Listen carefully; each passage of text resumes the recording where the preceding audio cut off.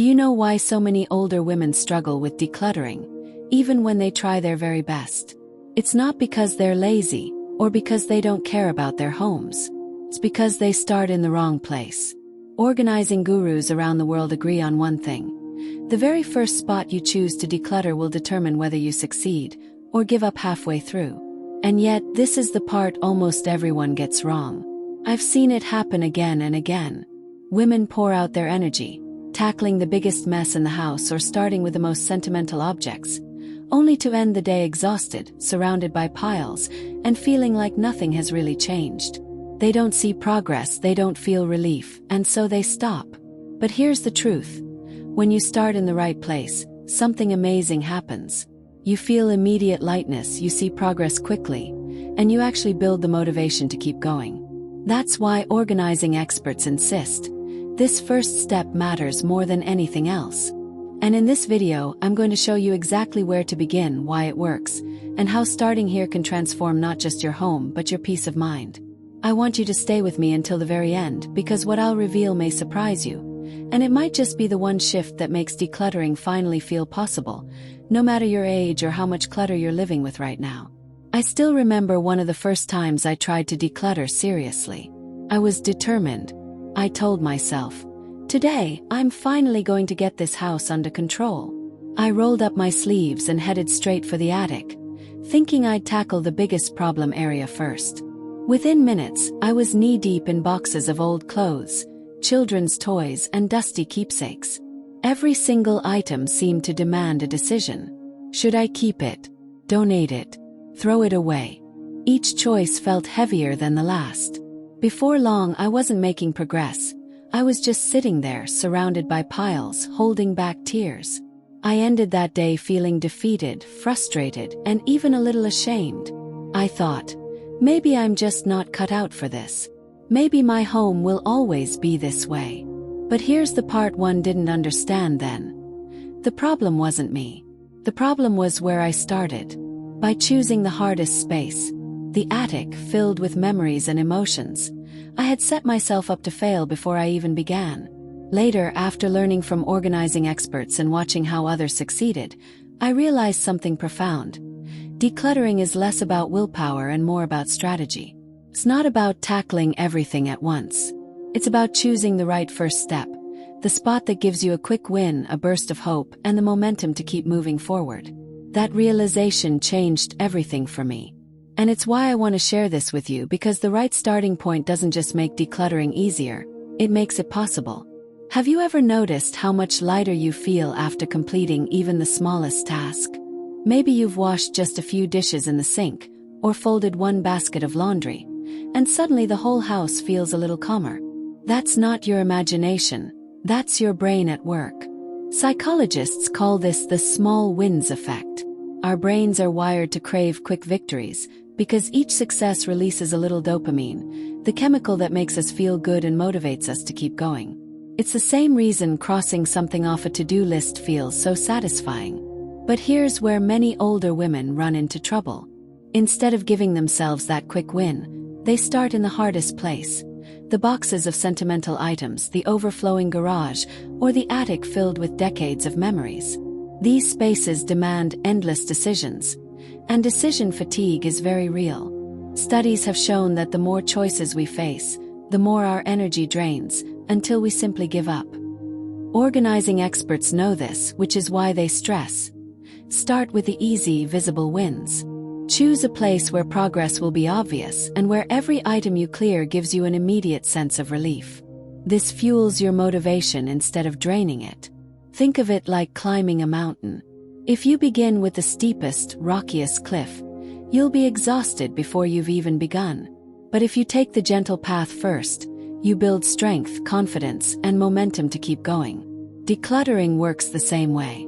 The psychology is simple but powerful. Start small, start smart, and you'll unlock the energy to keep moving forward. When I look back at my own journey, and when I talk with other women who've tried decluttering, I notice the same mistakes happening again and again. And I want to share them with you, not to make you feel guilty, but to help you avoid the frustration I know all too well. The first mistake is starting with sentimental items. Many of us go straight for the boxes of family photos, the clothes of a loved one who has passed, or the gifts we've held on to for years. And almost immediately we're stuck. Each object carries a story, a memory, a piece of our hearts. No wonder we feel drained after only a few minutes. Sentimental items are the hardest of all, and they shouldn't be the place we begin. The second mistake is tackling the biggest mess first. I used to think, if I can just clean this garage or this attic, I'll feel accomplished. But the truth is, those huge spaces swallow your energy before you ever see results. Instead of feeling proud, you end the day surrounded by piles that look even worse than when you started. And the third mistake, trying to do a little bit of everything at once. You tidy one drawer, then move to the closet, then start on the kitchen counters. At the end of the day, you've touched a dozen different areas, but none of them feel finished. That lack of visible progress leaves you discouraged, as if all your effort was wasted. I've made these mistakes myself, and I know how defeating they can feel. But the good news is, once you understand what not to do, you can make space for a much better way. A way that's gentle, strategic, and truly works. So, where do organizing gurus say you should start? It may surprise you because it's not the attic, not the closet, not even the garage. They say older women should always begin with one small, visible, everyday surface. A nightstand, a kitchen counter, or the entryway table where you set down your keys and mail. Why? 'Cause these are the places you see every single day. When they're cluttered, your mind feels heavy. But when they're clear, the relief is immediate. You can actually see the progress you've made. And that visible change gives your brain the encouragement it needs to keep going. One expert put it simply, start where you live, not where you store. And that makes so much sense. You don't live in the attic. You don't live inside storage boxes. You live in your bedroom, your kitchen, your living room. That's where your eyes and your heart need peace first. Think about your nightstand for a moment. For so many women, it's a jumble of books, pill bottles, notes, glasses, and who knows what else. But what if you cleared it completely and placed back only a lamp, your reading glasses, and maybe a photo that makes you smile? Every night before bed, every morning when you wake, you'd see calm instead of chaos. That's the power of starting small and visible. It's not just about the items. It's about how your environment speaks to you. And when your home tells you, you're making progress, you're creating peace, you'll find the motivation to take the next step and the next until the whole house feels lighter. This is why the very first step matters so much. Sets the tone, proves to you that change is possible, and it gives you the confidence to keep going. And the best part, these small wins don't just change your home, they change your confidence. You stop seeing yourself as someone too old or too overwhelmed to declutter. You start seeing yourself as capable, strong, and in control again. That's the magic of starting small. The wins may look tiny at first, but they grow into something life-changing. Now let's get practical. I want to walk you through exactly how to begin, because knowing where to start is one thing, but actually doing it is where the change happens.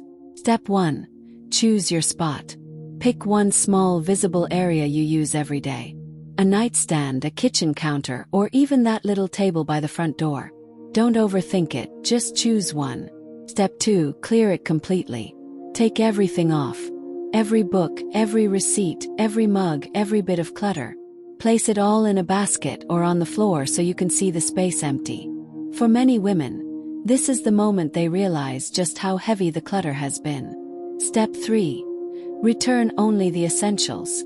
Ask yourself, what do I actually use here every day? If it's your nightstand, maybe it's just a lamp, your reading glasses, and one book you're actually reading right now.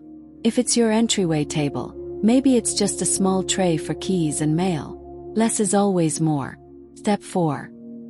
Decide what to do with the rest. Don't panic. You don't have to make all the decisions right now. Put the extra items in a box labeled "Decide later." That way, you've cleared your space immediately, but you've given yourself permission to process the leftovers at your own pace. Step 5. Pause and notice. Stand back. Look at that one clear surface. Notice how it feels in your body.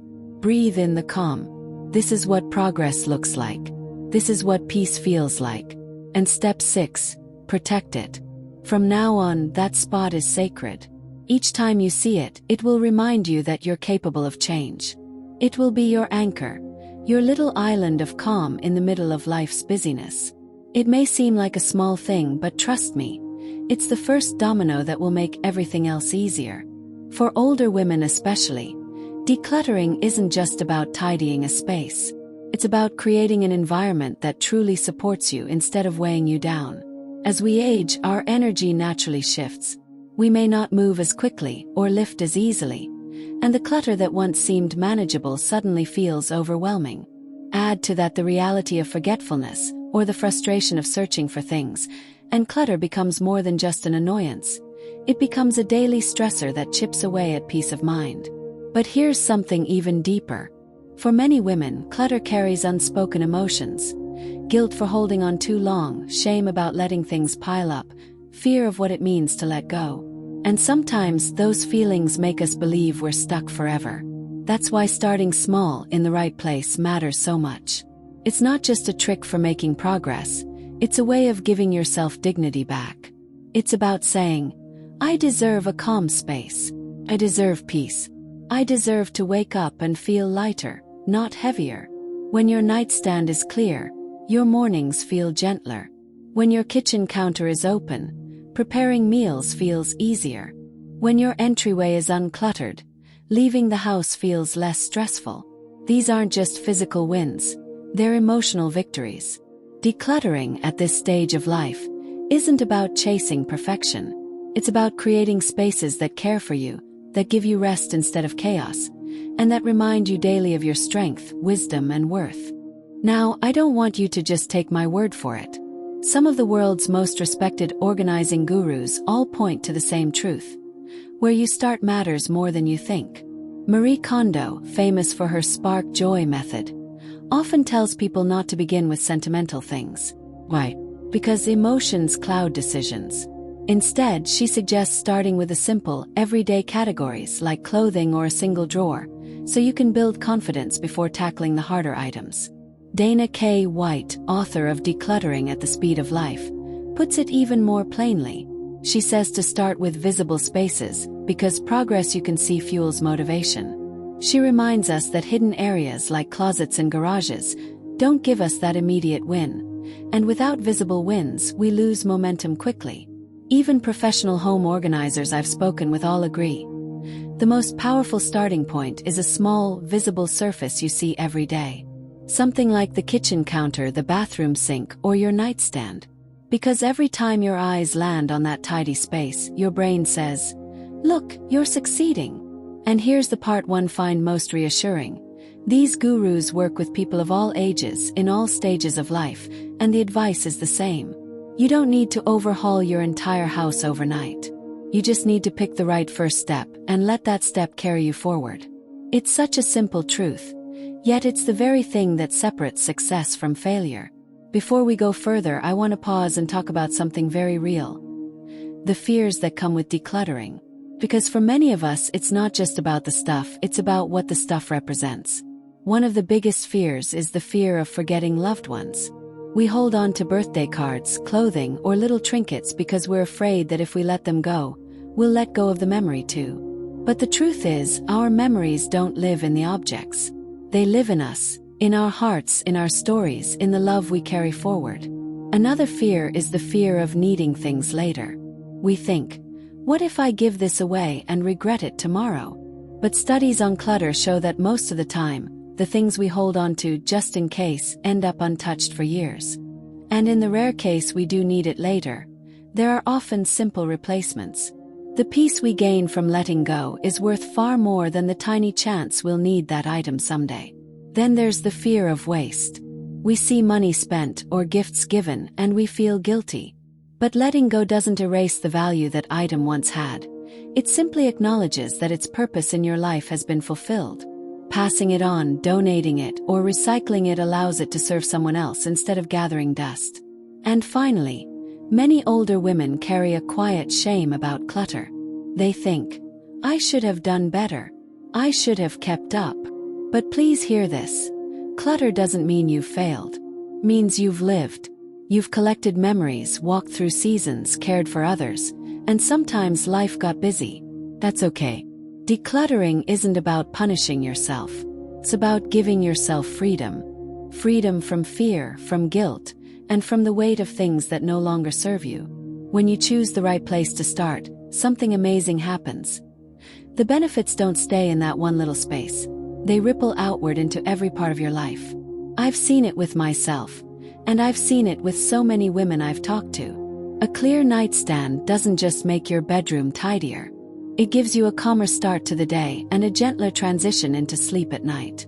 Suddenly, your mornings feel less rushed, and your evenings feel more restful. A clear kitchen counter doesn't just look nice. It makes it easier to prepare meals, which means you're more likely to eat healthier, sit down for dinner, and actually enjoy the moment. One simple change can improve both your physical health and your sense of peace. An uncluttered entryway doesn't just welcome guests. It welcomes you. Each time you walk in the door, you feel relief instead of stress. And that feeling carries with you as you move through the rest of your home. Psychologists have found that clutter raises cortisol, the stress hormone. But when your environment is orderly, your body relaxes. Stress decreases, focus improves, and even your memory feels sharper. That's why so many women say, "When my house is calmer, my mind is calmer too." This is the ripple effect. One small starting point becomes a spark that touches your health, your mood, your focus, and even your confidence. It's proof that the smallest actions often create the biggest changes. So now you know why organizing gurus always say the same thing. The place you start matters more than you think. It's not about tackling the hardest job first. It's not about forcing yourself to go through every sentimental item in one painful sitting. It's about choosing a small, visible space. The kind of space that whispers encouragement back to you every time you look at it. That's the secret. That's the this experts keep pointing to. And I want you to try it. Tonight, before you go to bed, choose one small surface. Your nightstand, your bathroom sink, or the little table by the door. Clear it completely. Put back only the essentials. Then pause and notice how it feels. That single step may be the beginning of a new kind of peace in your home and in your heart. Remember this. Decluttering isn't about what you lose. It's about what you gain. Space, freedom, focus, calm. And most importantly, it's about creating a home that loves you back. If this video spoke to you, don't keep it to yourself. Share it with a friend who might also need encouragement. And if you'd like more gentle guidance and real-life stories like this, make sure to subscribe and join our community. Together we can walk this journey. One small step, one clear surface, one breath of peace at a time.